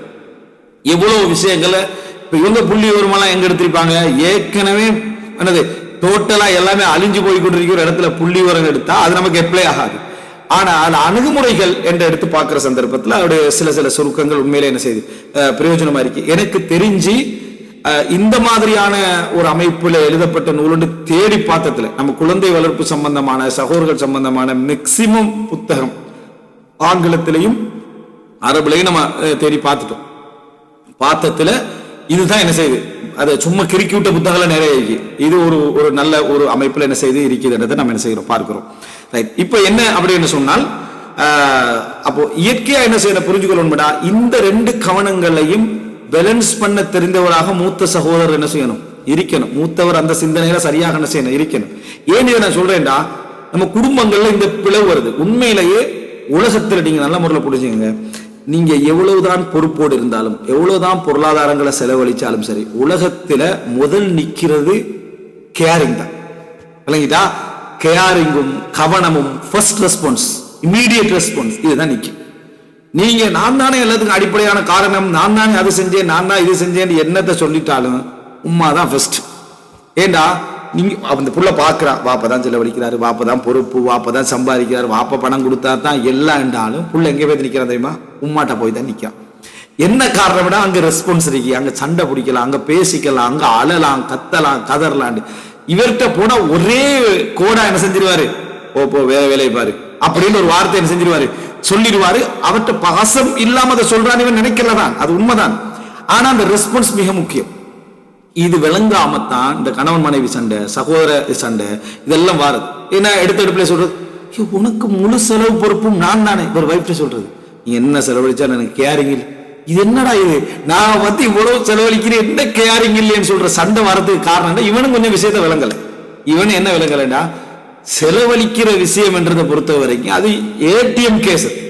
ஓகே, செலவழிக்கிறன்றது ஓகே, கார்டை கொடுத்துக்கிறீங்க அதெல்லாம் ஓகே. ஆனா கொஞ்சம் உணர்வுகளை என்ன செய்யணும், சரியா, ரிஃப்கம் பில் கவாரீர் ரசூல் ஸல்லல்லாஹு அலைஹி வஸல்லம் சொன்னா, அதாவது அன்ஜஸாவே கண்ணாடி போத்தல்கள் விஷயத்துல நீங்க மென்மையாக நடந்து கொள்ளுங்கள். அப்ப ரசூலுல்லாஹ் சொன்னாங்க, நீங்க அமானிதமாக பெண்களை என்ன செய்யுங்க, எடுத்து இருக்கிறீர்கள் அப்படின்னு சொல்றாங்க.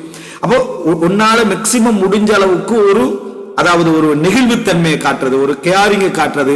அப்படின்னா நீங்க அந்த சரி ஓகே, ஒரு பெண்ணாக அவங்க நம்மளை விமர்சிக்கிற நேரத்தில், நம்மளை ஏதாவது கண்டிக்கிற நேரத்தில், அல்லது அப்படி இல்லை இப்படி இல்லைன்னு சொல்ற டைம்ல ஒரு அளவுக்கு சபரா இருந்திருக்கணும். நம்மளை பெரும்பாலான இது எதை சொன்னாலுமே வேற யார் செலவுக்கு தானே, செலவு தான். ஃபுல் கணிப்பீடு இவனுக்கு எதுல இருக்கும்னா அந்த புதுசை வச்சுதான் இங்க அவன் என்னது, அவன் தான் இறைச்சி வாங்கிட்டு வரான், கறி வாங்கிட்டு வரான். இறைச்சி கறி வாங்கினது யார் பணம் தரான்றது டக்குனு விளங்கிட்டா, அதை சொல்றது பணம் தான் பணம், பணத்தை சட்டியில போட்டு சமைக்கலாமா இயலாது. அவன் ஒருத்தர் யாராவது வாங்கிட்டு வரும், நீ வாங்கிட்டு வான்னு சொன்னா இவன் அந்த நிலைமைக்கு இவர் ரெடி இல்லை, சரியா. அப்போ வந்து கேரிங்ல ஷேரிங்ல அது போல உள்ள அந்த உணர்வு ரீதியான பரிமாற்றத்துல ஒரு சப்ஜெக்ட் வந்து இருக்கத்தான் செய்யுது. அதை பெண்கள் எதிர்பார்க்கிற அளவு கொடுக்கணுமா, அல்லது என்னது சகோதரர்கள் எதிர்பார்க்கிற அளவு கொடுக்கணுமா, பிள்ளைகள் எதிர்பார்க்கிற அளவு கொடுக்கணுமா என்றதுதான் நம்ம முரம்புற இடம். நாங்க முரம்புற இடம். ஏன்னா எங்களுடைய எல்லா எஸ்பிஜை பார்த்து வறட்சி அவர் ட்ரையாவே பேசுறேன்னு நினைச்சிடக்கூடாது. நாங்க என்ன சொல்றோம், அந்த அளவுல தான் நாங்க முரம்புறோம். அளவுல முரம்புறோம்னா உண்மையிலே நல்லா ரெஸ்பெக்ட் ஆகிக்கிறான், கடமை பேசிக்கிறான், எல்லாம் செய்யறான். எனக்கு நீங்க நேரம் ஒதுக்குறீங்க இல்லைன்னு அப்ப 8வது நாள் தான் எடுக்கணும். விளங்கிட்டா? 7 நாள்ல நம்ம உழைச்சி ஞாயிற்றுக்கிழமை ஒரு லீவ் ஒன்றையும் எடுத்துட்டு ஏதோ மத்த ஃப்ரெண்ட்ஸ் மாரோட அவன் போறான்னு நீ எனக்கு நாள் ஒதுக்குறீங்கன்னா வாழ்க்கை ஃபுல்லா குடும்பங்களுக்கு தானே ஒதுக்கிக்கிறான் ஒரு ஆண்மகன். அதை விளங்காம எனக்கு நாள் ஒதுக்குறீங்க இல்ல அப்படி என்று சொல்லிட்டு வா சரி ஒரு 12-11 மணி தூங்காத, சுப வரைக்கும் முடிச்சுட்டு ஒரு நாளை ஒதுக்கிறேன்டா நீங்க உனக்கு முடிச்சுட்டீங்கம்மா ஏழாது சரியா, இன்னைக்கு ஃபுல்லா சமைக்காத நாளை ஒதுக்கிட்டு உட்காரு அப்படின்னு தொடர்ந்து செய்ய ஆரம்பிச்ச எல்லா ஷெட்யூலும் என்ன செஞ்சிடும், தலைகீழா போயிடும். அப்ப அந்த மாதிரி எல்லாம் எடுக்கக்கூடாது. எடுக்காம அதே நேரம் இந்த பக்கத்துல கணவன் மனைவியா இருக்கலாம், சகோதரனா இருக்கலாம், உணர்வு ரீதியான பகுதிகளில் ஒரு பக்கம் இருக்கணும். சர்டிபிள் ஒரு கெதரிங் வச்சிருவாங்க, ஒரு சந்திப்பு, சகோதரர்கள் எல்லாம் ஒரு சந்திப்பு வச்சிருவாங்க. இவர் என்ன சொல்றாரு, செலவுக்கு நான் கொடுத்துட்டு இருந்தானே, நான் வர வேண்டிய அவசியம் இல்லை. கெதரிங் நடந்துச்சான்னு அடுத்த கிழமை கேட்கலாம், வணங்கிட்டா நான் தானே பணம் போடுறேன், நான் வந்த மாதிரி தான் அப்படின்ட்டு இல்லை. நீ பணம் போட்டாலும் உன்னுடைய பிரசன்ஸ் ஒன்று அங்கே இருக்கணும், உன்னுடைய உணர்வு ரீதியான ஷேரிங் ஒன்று இருக்கணும். இதேதான் தாய் விஷயத்துல சில நபர்கள் என்ன செய்ய கடைபிடிக்கிறாங்க. உமாக்கு நான் செலவை கொடுத்துடுறேன், மாசம் அதை கொடுத்துடுறேன், இதை கொடுத்துடுறேன், எந்த உமாவும் நான் கவனிக்காம வேற யாரும் கவனிக்கிறேன் எல்லாம் கொடுத்துடுறேன். ஆனா தாயோட எந்த சப்ஜெக்டும் இல்லை. ஒரு நோய் விசாரிக்கிறது, நம்மள விசாரிக்கிறது, அவங்க அதை பத்தி எல்லாம் எதையுமே சிந்தனைக்குள்ள எடுத்துக்கொள்ளாம நடந்து கொள்ளக்கூடிய நிறைய பேரை நாங்க என்ன செய்யறோம். அப்ப இதெல்லாமே என்ன மார்க்க ரீதியாகவே பிள்ளைதான். ரசூல் ஸல்லல்லாஹு அலைஹி வஸல்லம் அவங்க வந்து சொன்ன விஷயங்கள் எல்லாம் பார்க்கிற டைம்ல மார்க்க ரீதியாகவே இது ஒரு பிழை. இந்த ஒரு பகுதியை விளங்கிக்கல்லாம சகோதரர்கள் என்ன செய்யற நடந்து கொள்ள, குறிப்பாக மூத்த சகோதரர்கள்ட்ட இதுவரை ஏன்னா அவர் பொறுப்பு பக்கம் தான் நிறைய சாஞ்சிருப்பார். பொறுப்பு பக்கம் பெரும்பாலும் அம்மாருக்கு தந்தைமார் சொல்லக்கூடிய விஷயம் என்ன, நீ இறக்கம் கொடுத்து அவன் கெட்டு போனான்னு சொல்ற. இதே செக்ஷன் வந்து தந்தையுடைய நீட்சியாக மூத்தவருக்கும் வரும். மூத்தவருக்கும் தந்தையுடைய செக்ஷன். அவர் என்ன சொல்லுவாருன்னா, ஒரு தம்பி ஒரு விஷயத்த பேசுவான், இப்படிதான் ஒரு ட்ரிப் எல்லாம் போனது போதும், இருக்கிற இங்க சோத்துக்குறையில் அமைக்கிற உட்காரு அப்படி என்று அண்ணன் சொல்லுவார். அப்ப இந்த நேரத்துல வந்து உம்மா வழியாக அதை செய்யும், அண்ணனுக்கு வரும், இப்படித்தான் அவன் போகணும், நீங்களும் தான் இறக்கம் காட்டியது, அது சரி வராது. இவனுக்கு என்ன செய்யும், அண்ணனோட ஒரு இவன் வந்து நம்மளே ஒழுங்கா கவனிக்கிறான் இல்ல என்ற ஒரு பகமையான ஒரு உணர்வு வர ஆரம்பிக்கும். அப்ப அவர்களுடைய இறக்க பகுதியில, கருணை பகுதியில மூத்த அண்ணனுக்கு ஒரு கவனம் இருக்கணும். நிறைய பேர் அதுல மட்டும் அந்த பொருளாதார கணக்கை வச்சு செய்தான் நிரப்பிடுறான். அந்த அந்த கணக்கு தான் அவனுக்கு கடைசி வரைக்கும் இருக்கு. விரக்திக்கும் அதுதான் வந்து பண்ணுது, பேச்சுக்கும் அதுதான் வந்து பண்ணுது, தன்னை ஈக்குவல் பண்றதுக்கு அது முக்கியம், அது பிரதானம், அதுதான் வாழ்க்கையோட அடிப்படை, அது சந்தேகம் கிடையாது. ஆனா இது ஒரு என்னது, இந்த மாதிரியான இணைப்புகள் இல்லாம, உணர்வு இணைப்புகள் இல்லாம மிச்ச காலத்துக்கு ஓடாது, அந்த பகுதி வராது. ஏன்னா அல்லாஹ் தஆலா ஹுவர் ரஸாகுல் குவத்தில் மத்தீன் மாத்திக்கிட்டே இருப்பான் அந்த இடத்தை. இந்த உணர்வு ரீதியான ஒரு ஷஃபக்கத் ரீதியான ஒரு பகுதி இதில் இருக்கணும். இதுல போட்டிகள் வருகிற நேரத்தில் தான் டிஃபரெண்டா இவர் வந்து பொறுப்புல இருந்துட்டு இருப்பாரு, அங்க கருணையான ஒரு பகுதி வளர்ந்துட்டு வரும். அவன்கிட்ட எதுவுமே இருக்காது, அவன் பெரிய இடத்தை அடைஞ்சிருவான், பெரிய இடத்தை என்ன செஞ்சிருவான், அடைஞ்சிருவான். அந்த இடத்தை அடைஞ்சு பொறாமைகளும் பிரச்சனைகள் வருவதற்கு இது காரணமாக அமையுது. அதனால நம்ம எப்பயும் புரிஞ்சுக்கொள்ளணும், இஹ்திமாமுல் மாதி சடரீதியான கவனம் என்பது மிக பிரதானம். அதுதான் மூத்த அண்ணனுடைய மிக முக்கியமான பகுதி. ஆனால் அது மட்டும் என்ன போதாது, மானவீயத்தான உணர்வு ரீதியான ஒரு பெருங்கொண்ட கவனமும் என்ன செய்ய வேண்டும், இருக்க வேண்டும். அதுதான் இதைவிட பல நேரங்கள்ல பலமாகவும் சிறப்பாகவும் அமையும். அது காலப்போக்குல உணர்றதுக்கு முன்னால ஆரம்பத்துல உணர்ந்து கொள்றது மிக மிக சிறப்பு. இதை நான் திருப்பி சொல்வதற்கான காரணம், சமூக ரீதியாக இந்த வாதம் மட்டும்தான். மனைவிட்டையும் கணவன் பேசுறதும் என்னது, தந்தை பிள்ளைகள்கிட்ட பேசுறதும், அண்ணன் தம்பிமார்கிட்ட பேசுறது என்ற லெவலுக்கு இது என்ன செய்யுது, கூடுதலாக நடந்து கொண்டிருக்கிறது. நம்ம என்ன செய்யணும், புரிந்து கொள்ள வேண்டும். அப்ப இந்த பகுதியை நம்ம புரிஞ்சிட்டோம் என்று சொன்னால் இது ஒரு பிரதானமாக மூத்த சகோதரருடைய விஷயத்துல வெளிப்பாடு. ஆனா இதெல்லாம் கலந்த மூத்த சகோதரர்களும் ஒரு அளவுக்கு இருக்கிறாங்க, ஒரு 75% இல்லாட்டி இது கலந்த அமைப்புல ஃபர்ஸ்ட் இதுக்கு ப்ரிஃபரன்ஸ் கொடுக்கறவங்க இருக்கிறாங்க. என்னது ஃபியூச்சரை விடு, என்ன ஃபியூச்சர் உண்மையில விட தான் சரியா, அது வந்து ஃபியூச்சரை விடு, அதை விடு, நீ சந்தோஷமா இரு, முதலாவது இதை பாரு, அது படி, அது ஒரு பக்கம் பார்த்துக்கணும், அதுக்கு ப்ரிஃபரன்ஸ் கொடுக்கறவங்க. அதுல மிக கூடுதலா போனாலும் அவன் பொறுப்பு இல்லாம போயிடும் சரியா. ஆனா அதுக்கு கொடுத்து இதையும் கொடுத்து பேலன்ஸ் பண்றதுதான் குடும்பத்துடைய அந்த ராபிதாவை இணைச்சிரும். கருணை, இரக்கம், அன்பு எல்லாத்தையுமே அந்த ஒரு உணர்வோட பார்க்கக்கூடிய ஒரு இணைப்புண்டு இணைச்சிரும். ஆனாலும் சில விஷயங்களுக்கு உணர வேண்டிய ஒரு பகுதி ஒன்று இருக்கு, அது பின்னால சொல்றேன். இது இணைச்சிடும். எனவே அது கலந்து போகக்கூடிய ஒரு அம்சம் எங்களுக்கு என்ன செய்யணும், மிகவும் இருக்க வேண்டும் என்பதை புரிந்து கொள்ள வேண்டும். அதுக்கு ஒரு உதாரணம் பாருங்க. சஹீஹுல் புகாரில 4418 குடும்பம் சாராதாக இருந்தாலும் உணர வேண்டியது. கஅப் இப்னு மாலிக் பள்ளிக்குள்ள வாராரு. அப்ப மக்கள் எல்லாம் என்ன செஞ்சாங்க, 50 நாளைக்கு போற வார டைம்ல எல்லாரும் வந்து என்ன, அல்லாஹ்வுடைய தௌபா உங்களுக்கு கிடைச்சிட்டு என்று பாராட்டி இருக்கிறாங்க. அன்சார்கள் எல்லாம் வாராங்க. ஆனா முஹாஜிர்கள்ல யாருமே எழும்பல. கஅப் இப்னு மாலிக்கை நோக்கி முஹாஜிர்கள்ல யாருமே எழுப்பி போய் கஅபே அல்லாஹ்வுடைய தௌபா உங்களுக்கு கிடைச்சது அப்படின்னு யாரும் என்ன செய்யல. எல்லாரும் அப்படியே ரசூலுல்லாஹ்வை சுத்தி என்ன செய்யறாங்க, உட்கார்ந்து கண்டிக்கிறாங்க. அந்த நேரத்துல தல்ஹத் இப்னு உபைதுல்லா யுஹர்வி எலும்பி என் பக்கம் விரைந்து ஓடி வந்தார். தல்ஹத் இப்னு உபைதுல்லா முஹாஜிர் விளங்கிட்டா, விரும்பி ஓடி வந்தார். வந்து ஹத்தா சாஃபஹனி வ ஹன்னானி, என்னை முசாஃபா செஞ்சு எனக்கு என்ன அதாவது வாழ்த்து தெரிவித்து, அந்த என்னது இங்க ஹன்னானி அப்படி என்று சொல்ற இந்த வாழ்த்து, இந்த வாழ்த்து என்று சொல்ல விளங்கிக்கிறோம். பிரார்த்தனை இது அரபுல வந்து என்ன நமது வாழ்த்து என்றது, குர்ஆன் சுன்னா அடிப்படையில் வாழ்த்துன்றது பிரார்த்தனை மட்டும்தான்.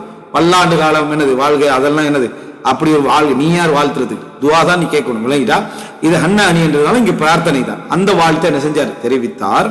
சொல்லிட்டு சொல்றாரு யார், கஅப் இப்னு மாலிக், வல்லாஹி மா காம இலைய ரஜுலும் மினல் முஹாஜிரீன கைருஹு, அவரை தவிர வேறு எந்த முஹாஜிர்களும் என் பக்கம் எழும்பவில்லை.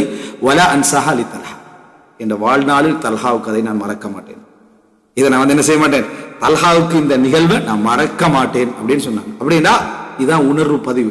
நீங்க அதுக்கு முந்தி என்ன செஞ்சிருந்தாலும் சரி, அதுக்கு பின்னால என்ன செஞ்சிருந்தாலும் சரி, இந்த இடம் என்ன செய்யாது, மறக்காது. எந்த இடத்துல எப்படி நிக்கிறோம் எப்படி என்ற ஒரு பகுதி இருக்குது, அது நமக்கு என்ன செய்யாது, மறக்காது. அப்படி என்பதை நம்ம புரிஞ்சோம். அப்போ உணர்வு ரீதியான ஒத்தடம் தான். ஆயிஷா ரலியல்லாஹு என்ன சொல்றாங்க, நான் அழுது கொண்டிருந்தேன்.